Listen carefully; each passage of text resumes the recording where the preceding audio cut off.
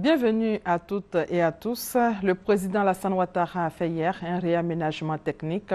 Adama Tounkara n'est plus le ministre des Mines. Cette attribution lui a été retirée au profit de Jean-Claude Brou, qui est désormais ministre de l'Industrie et des Mines. Le maire d'Abobo reste ministre du Pétrole et de l'Énergie. L'information a été donnée hier par le secrétaire général de la présidence, Amadou Gon Coulibaly, au terme du Conseil des ministres au palais présidentiel. Et c'est après ce Conseil des ministres que le chef de l'État a posé la première pierre des travaux de construction de la nouvelle gare interurbaine et internationale d'Adjamé. Les temps forts de cette cérémonie avec Jérôme Kofi Aboulé. C'est parti pour les travaux de construction de la nouvelle gare routière d'Adjamé qui vont durer 2 ans. C'est le président de la République de Côte d'Ivoire, Alassane Ouattara, en personne, qui a procédé à la pose de la première pierre ce jeudi 25 juillet 2013 dans la dite commune. Le premier magistrat de cette commune, le maire Youssouf Silla, saluant cet acte, a, au nom des populations, exprimé toute sa gratitude de voir ce projet d'une telle envergure prendre forme.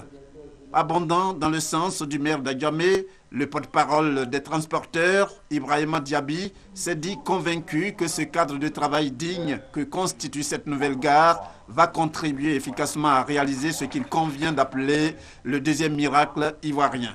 Idem pour le PDG du groupe Denis, partenaire du projet, affirmant que la réalisation de cette gare interurbaine est une opportunité unique de développement économique d'Adjamé et de toute la Côte d'Ivoire.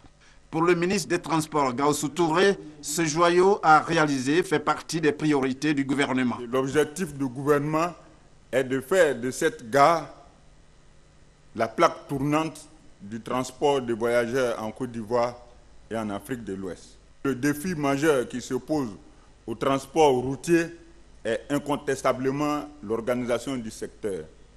En effet, le transport routier est caractérisé par le désordre, la violence et le racket. Les solutions pour vaincre ces vilains maux sont prêtes.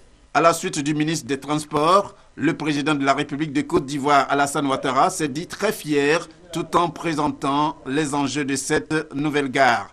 La construction de la gare routière interurbaine et internationale d'Abidjan contribuera à la modernisation de notre système de transport en général, du transport routier en particulier. Ce secteur est un secteur essentiel et la fin des travaux dans 2 ans nous permettra d'avoir une des gares les plus modernes en Afrique et cela, nous devons en être fiers. La nouvelle gare d'Adjamé va être bâtie sur une superficie totale de 22 hectares. Cette gare, avec une capacité d'accueil de 500 véhicules aux heures de pointe, coûtera environ 47 milliards de francs CFA. Amélioration de la mise en page des journaux de la presse écrite, le Fonds de soutien et de développement apporte son soutien aux organes de presse. Plus de 35 millions de francs CFA ont été débloqués pour former 68 infographes de presse à l'utilisation de nouveaux logiciels de mise en page des journaux. Ces infographes ont reçu leur diplôme de fin de formation hier à la Maison de la Presse à Abidjan.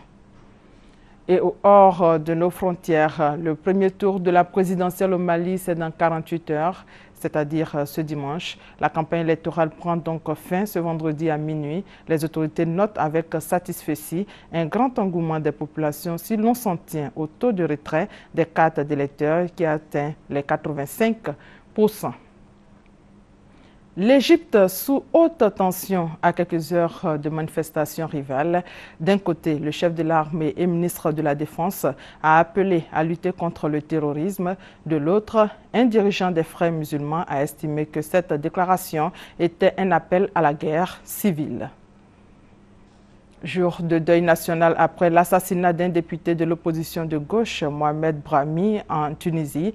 Il a été assassiné la veille par balle devant son domicile près de Tunis.